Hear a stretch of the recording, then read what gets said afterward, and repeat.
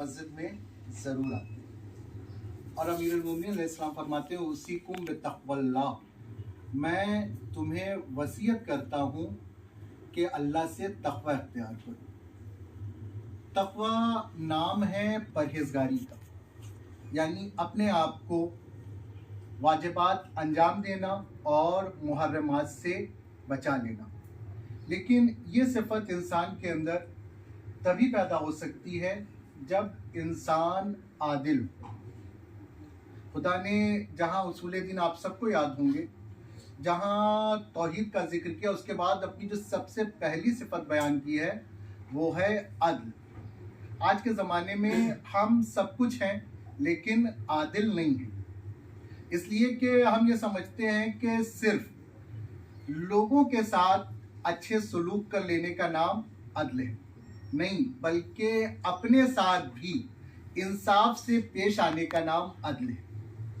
दो लफ्ज़ है, एक है अदल और एक है जुल्म। एक है अदल और एक है जुल्म। जुल्म की ऐसे तो मुझे किसी किताब में कोई तारीफ नहीं मिली, लेकिन जुल्म की तारीफ अगर समझना हो तो इसका मुताजाद है अदल।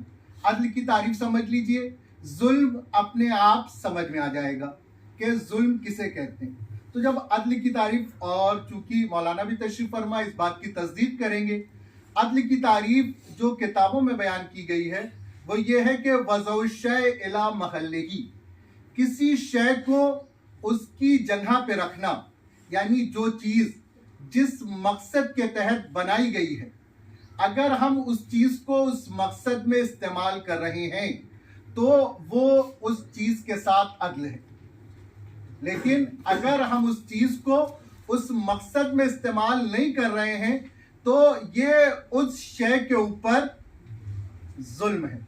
और जब आप अपनी मकसद तख्लीक के लिए कुरान पढ़ेंगे तो कुरान में खुदा खुद कह रहा है वमा खलक़तुल जिन्ना वल इंसा इल्ला लियअबुदून, कि हमने जिन्नो इंस को इसलिए बनाया है कि वो हमारी इबादत करें।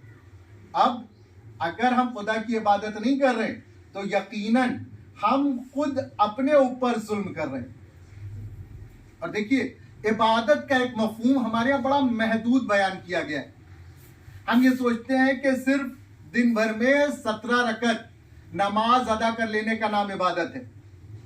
हम ये सोचते हैं कि 1 महीना रोजा रख लेने का नाम इबादत है। हम ये सोचते हैं कि हज पर चले जाने का नाम इबादत है। खुम्स और ज़कात निकाल देने का नाम इबादत है। नहीं, ये सब इबादतें तो हैं, लेकिन सिर्फ यही इबादत नहीं है।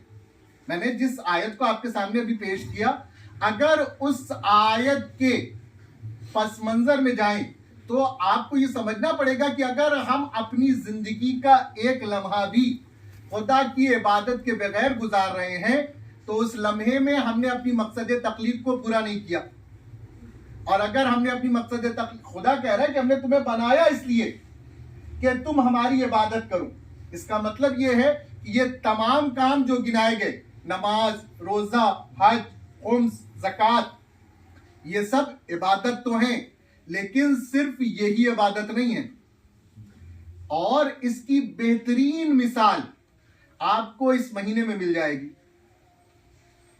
कि खुदा कह रहा है कि अगर रोजा रख के तुम सो भी रहे हो तो ये तुम्हारे लिए इबादत है। मैंने 2 लफ्जों को जो आपके सामने पेश किया, कोशिश करूंगा इस माह सियाम में जो 4 जुमे हैं, हर जुमे में सिर्फ इन्हीं दोनों लफ्जों पर गुफ्तगू करूं, अदल और जुल्म।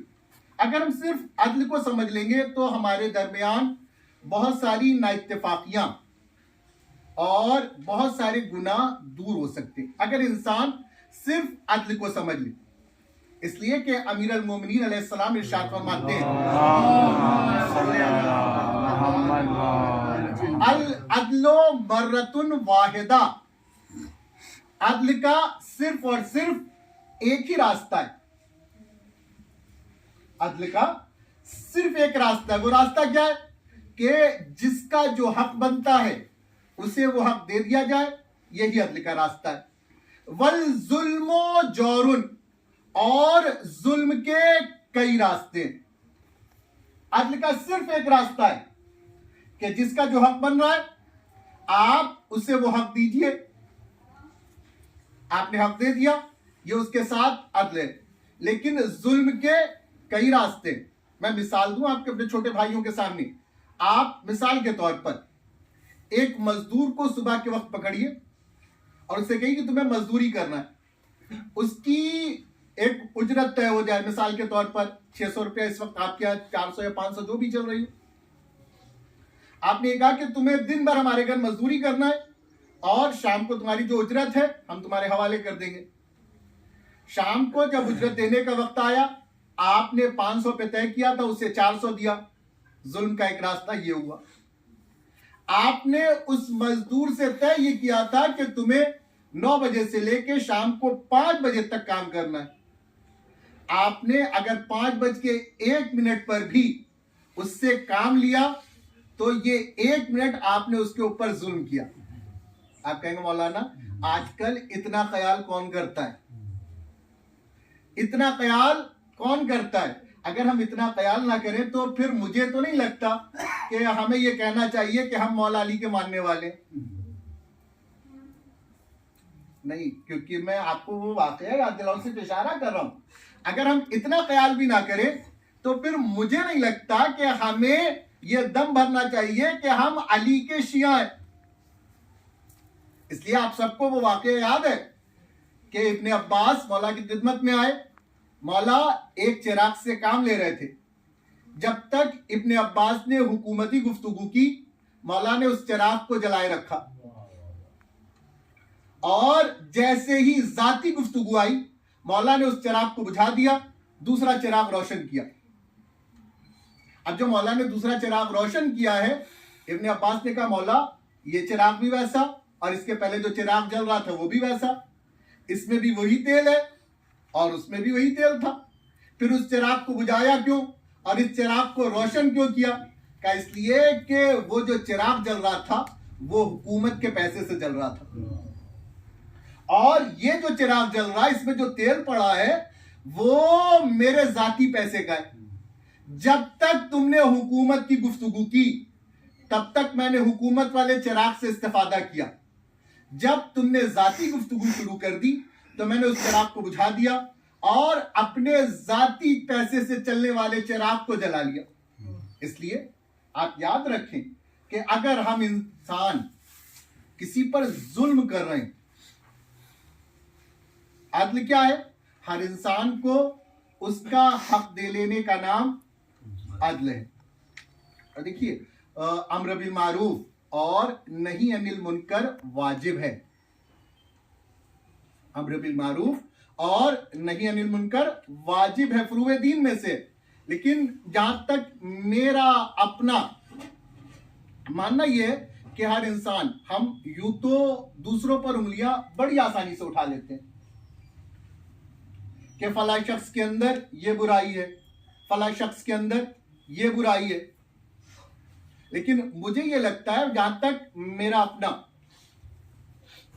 नजरिया यह है कि हर इंसान अगर खुद को सुधार ले, सिर्फ अगर हम अपनी इस्लाह करें तो किसी दूसरे को हमारी इस्लाह करने की जरूरत नहीं पड़ेगी। नहीं, मैं और आसान कर देता हूं। हर इंसान अगर सिर्फ खुद को सुधार ले तो मुझे नहीं लगता कि फिर किसी वायस की जरूरत पड़ेगी। नहीं, हर इंसान अगर सिर्फ अपनी इस्लाह कर ले तो मुझे नहीं लगता कि फिर किसी को मौलवी साहब से कहना पड़ेगा मौलवी साहब इस बारे में पढ़ दीजिए।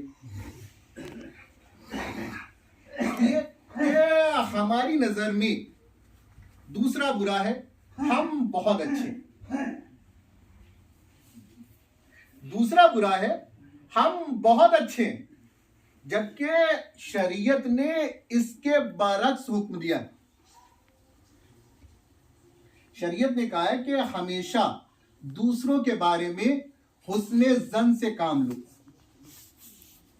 दूसरों के बारे में अच्छा सोचो। और इसलिए आपके यहां बाकायदा किताबों में रवायतें भी मिलती है कि अगर किसी बच्चे से मिल रहे हो तो ये सोच कर मिलो कि इसके गुनाह हमसे कम है, और अगर किसी बुजुर्ग से मिल रहे हो तो ये सोचकर मिलो कि इसकी अच्छाइयां हमसे ज्यादा हैं। और इसीलिए गीबत देखने में बहुत छोटा सा गुनाह, लेकिन गीबत को गुनाहे कबीरा के जुमरे में रखा गया है। आप सोचिए, आपने कुछ नहीं किया, ना ही किसी को सताया, ना ही किसी को मारा, कुछ भी नहीं किया, और शरीयत ये कह रही है कि अगर तुमने गीबत कर दी तो ये इसके बराबर है कि जैसे तुमने अपने किसी मुसलमान भाई का गोश्त खाया। आपने कुछ भी नहीं किया। अच्छा, इस मामले में हमारी खुशफहमी बड़ी अच्छी होती है। हम किसी की गीबत कर दें और अगर कोई टोके तो हम यही कहते हैं हमने गीबत कहा कि हमने तो हक बयान किया, जो सच्चाई है हमने वो बयान किया। सच्चाई है तभी गीबत है।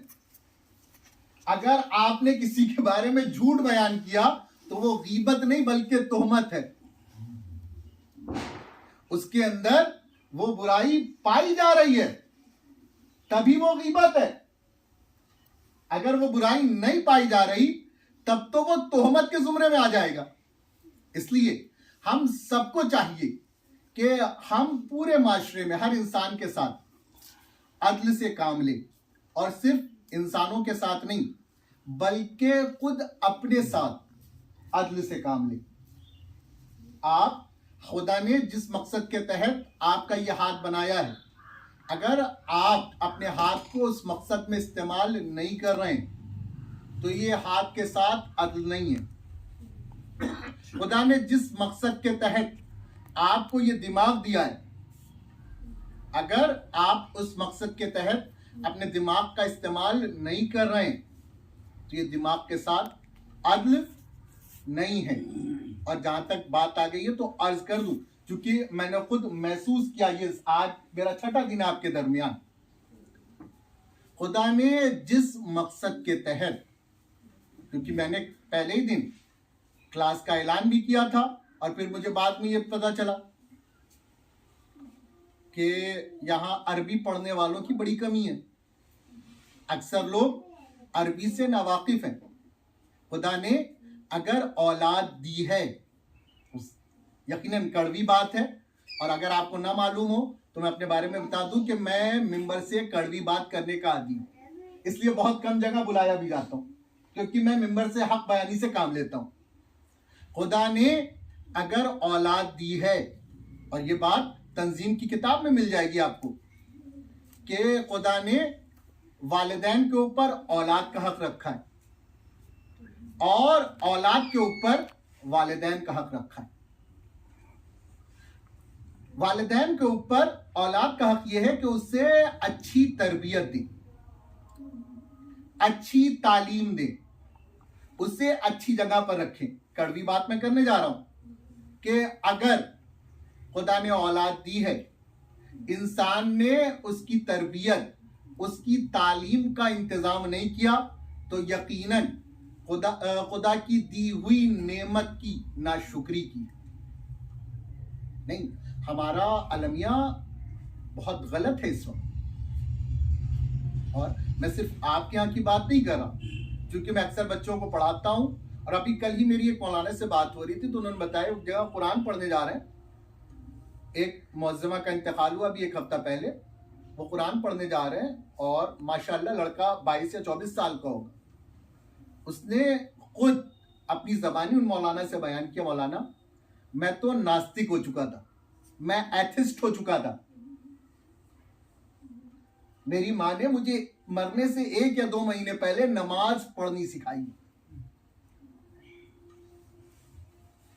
अब मुझे नहीं पता, मैं थोड़ा सा और खुल के कह दूं, जब वो मौलाना उनके घर नमाज पढ़ने कुरान पढ़ने पहुंचे हैं तो मौलाना से कहा गया कि कुरान तो आप लेके आएंगे, कुरान आप लेके आएंगे। मतलब आज तक आजकल के माशरे में सिर्फ अगर कुरान से ताल्लुक है वो सिर्फ मौलाना का है।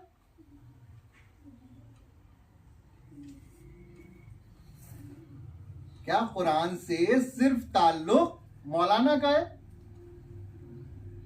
मैं किसी के ऊपर उंगली नहीं उठा रहा। हर इंसान खुद अपना नफ्स का मुहासबा करे, हिसाब करे। आज 6 दिन गुजर गए, हमने कितनी आयतें पढ़ी। रमजान सिर्फ इसलिए नहीं आता कि हम मस्जिदों में इकट्ठा हो जाएं। यकीनन आपने मस्जिदों को आबाद किया, खुदा आपको इसका अज्र दे। लेकिन रमजान सिर्फ मस्जिदों को आबाद कर लेने का नाम नहीं है। और यकीनन आप सब सुनते रहते, मुझसे पहले ना जाने कितने वाइजीन से सुना होगा कि रोजे कयामत हर शय खुदा से फरियाद करेगी। जिन जिन चीजों के ऊपर आपने जुल्म किया है वो चीजें रोजे कयामत खुदा से फरियाद करेंगी। तो आप सोचिए, अगर हमारे घर में कुरान रखा है और हमें ये तौफीक नहीं है कि हम साल में कभी उसे खोल कर देखें, तो क्या ये कलाम खुदा रोजे कयामत खुदा से फरियाद नहीं करेगा? खुदाया, मैं इसके घर में रखा रहा और तूने ये कहा कि इससे हिदायत हासिल करो, लेकिन कभी इसको इतनी तौफीक नहीं हुई कि ये मुझे खोलकर मुझसे हिदायत हासिल करे। हमारा आलमिया तो यही है। आज हमारे घर के बच्चे अंग्रेजी फर्राटे से बोलते हैं, लेकिन अरबी पढ़ने नहीं आता। कुछ ना कर सके, गलत ही सही। चलिए, मैं नहीं कहता कि आप मकरज के साथ पढ़ें, तजवीद के साथ पढ़ें तो सही। यकीनन आजकल, और चूंकि आपका इलाका थोड़ा दूर दराज का इलाका है, देखिए जाहिल की 2 किस्में, जाहिल कासिर, जाहिल मुकस्सिर। जाहिल कासिर वो है कि जिस तक कोई जरिया ना हो इल्म हासिल करने का, और मुकस्सिर वो है कि जिस तक जरिया तो पहुंचाओ लेकिन उससे इस्तेफादा ना किया। जाहिल कासिर की बख्शिश है, मुकस्सिर की बख्शिश नहीं है। इसलिए कि खुदा भी ये कहेगा कि हमने तुम तक वाज नसीहत पहुंचने का इंतजाम किया था, तुमने उससे इस्तेफादा क्यों नहीं किया? इसलिए मेरे पास ज्यादा वक्त भी नहीं है, मुझे 2:10 तक जुमा तमाम भी करना है। इसलिए मेरे अजीजों, मेरे बड़े भाइयों, गुजारिश है कि जहां अपने बच्चों को इस यकीनन असरी तालीम बहुत जरूरी है, इसलिए कि मोमिन की, हम जो अभी मैंने एक लफ्ज भी आपके सामने का तकवा, हमारे यहाँ तकवे की जो सूरत है वो बड़ी अजीब है। हम ये समझते हैं कि मुत्तकी वही इंसान हो सकता है कि जो गंदा कुर्ता पैजामा पहन ले,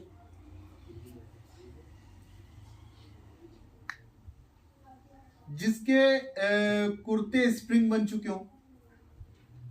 नहीं, मुत्तकी बेवकूफ नहीं होता, ये याद रखिएगा। साहिब तकवा इंसान बेवकूफ नहीं हो सकता। यकीनन मौला अली ने दुनिया को तलाक दिया है, दुनिया को छोड़ा नहीं है। मौला ने दुनिया को तलाक दिया है, लेकिन इस दुनिया में रह के बताया है।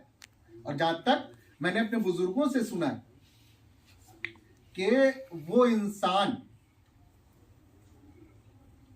अक्लमंद नहीं हो सकता कि जो अपनी दुनिया के लिए अपनी आखिरत को छोड़ दे।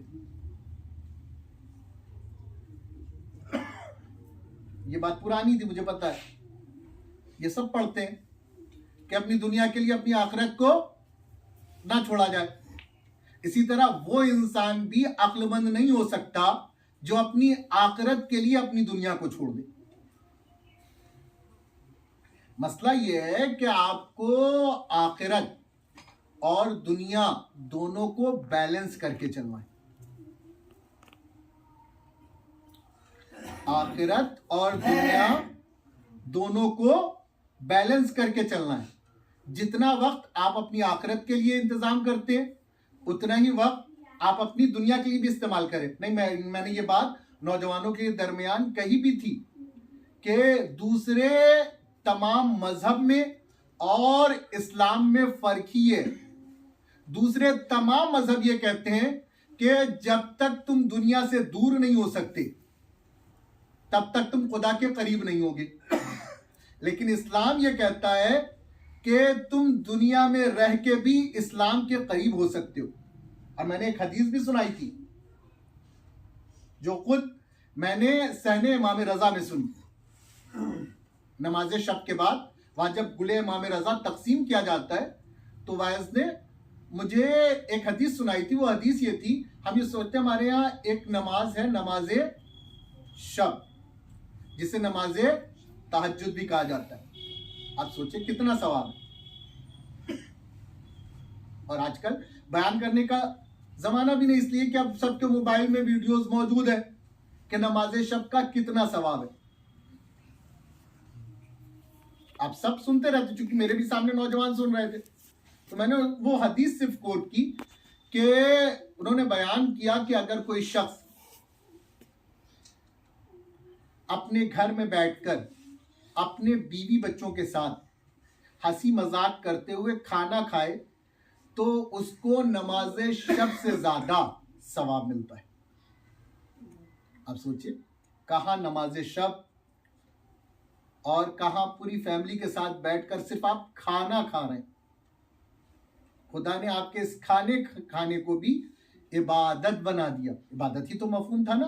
मैंने इबादत, अदल और जुल्म पर ही गुफ्तगू की। इसलिए खुदा ने इन तमाम जितनी भी नेमतें दी, और आगे ये बात तो आखिरी बात, और इंशाल्लाह खुतबा अव्वल तमाम करता हूं, लफ्ज है अदल। और मैं एक दुआ भी पढ़ता हूं कुनूत में, आपने सुना भी होगा, रब्बे आमिलना बेफज़लिक वला तो आमिलना बेअदलिक या करीम। यकीनन खुदा आदिल है, लेकिन खुदा की अदल के ऊपर उसकी रहमत हावी है। दुआ का मफहूम ही है। आप, मैंने जो दुआ पढ़ी, दुआ में यही कहा ही गया, रब्बे आमिलना बेफज़लिक, ऐ खुदा हमारे साथ अपने फजल से काम ले, वला तो आमिलना बेअदलिक, अपने अदल से काम ना ले। इसलिए कि अगर खुदा ने हमारे साथ अदल से काम ले लिया तो मैंने अपने बुजुर्गों से सुना है कि फिर तो हम एक लुक़मे के भी हकदार नहीं होंगे। इसलिए खुदा से जब भी मांगिए, यकीनन खुदा आदिल है। मैंने ये जुमला आज से तकरीबन 10 साल पहले खुतबा जुमा में ही कहा था कि यकीनन खुदा क़हार है, लेकिन उसकी रहमत उसकी अदल के ऊपर इस तरह हावी है। अगर इसकी मिसाल देखना हो, अपने छोटे भाइयों के लिए अर्ज कर रहा हूं, अगर इसकी मिसाल देखना हो तो बस इतना समझ ले कि जिस तरह हमारे वालिदैन हमें प्यार करने का बहाना तलाश करते, उसी तरह खुदा अपने बंदों को माफ करने का बहाना तलाश करता है। मैं इससे बेहतरीन मिसाल दे भी नहीं सकता। अब देखिए, आप मिसाल आपके सामने दुनिया में, बच्चा बेटा कितने ही गलत काम करके आए, अगर उसने सिर्फ 2 लफ्ज बोल दिए, सिर्फ सलाम ही कर दिया, तो माँ बाप उसके गलत कामों को याद नहीं रखते, बल्कि प्यार से उसकी तरफ बढ़ जाते। यही हाल खुदा का है। इंसान कितने गुनाह करे, सिर्फ अगर निदामत के 2 आंसुओं के साथ तौबा कर ले तो खुदा अपने बंदे को माफ कर देता है। जब इतना करीम खुदा है, उसके बाद भी, और ख़ास तौर से अगर हम इस माह सयाम में भी खुद को बख्शवा ना सके तो यकीनन हम घाटा उठाने वालों में से, जिसकी तरफ खुद